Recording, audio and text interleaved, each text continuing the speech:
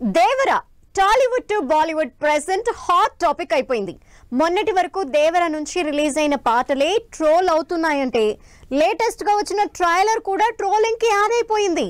మరి ఇంత negative comments కి టీమ్ ఎలా సమాధానం చెప్తోంది?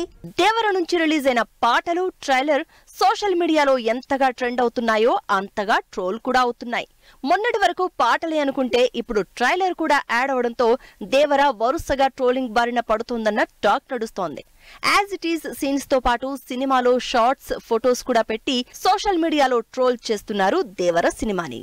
దేవర ఏ రేంజ్ లో ట్రోల్ అవుతున్నా సరే టీం మాత్రం లైట్ తీసుకుంది. ఎందుకంటే సోషల్ మీడియాలో ట్రోల్ అవుతున్నా సరే పాటలు, ట్రైలర్ నెక్స్ట్ లెవెల్లో ట్రెండ్ అవుతూ వ్యూస్ తో రికార్డులు క్రియేట్ చేస్తున్నాయి. దాంతో ఎన్టీఆర్ అండ్ టీం సినిమా మీద ఫుల్ కాన్ఫిడెంట్ గా ఉన్నారు.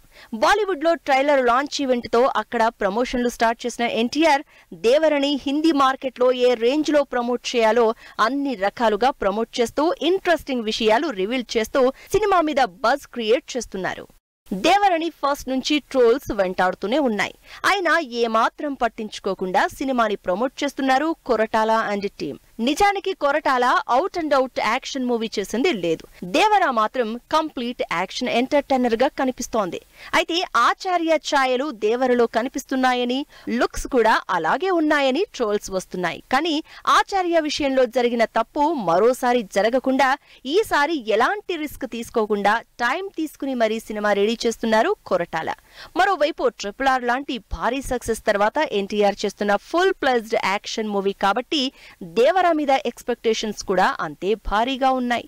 మరి మరో 2 వారాల్లో థియేటర్లోకి వచ్చే దేవర ఈ ట్రోలింగ్ కి ఏ రేంజ్ లో సమాధానం చెబుతుందో, ఫ్యాన్స్ అంచనాల్ని ఏమాత్రం నిలబెడుతుందో చూడాలి.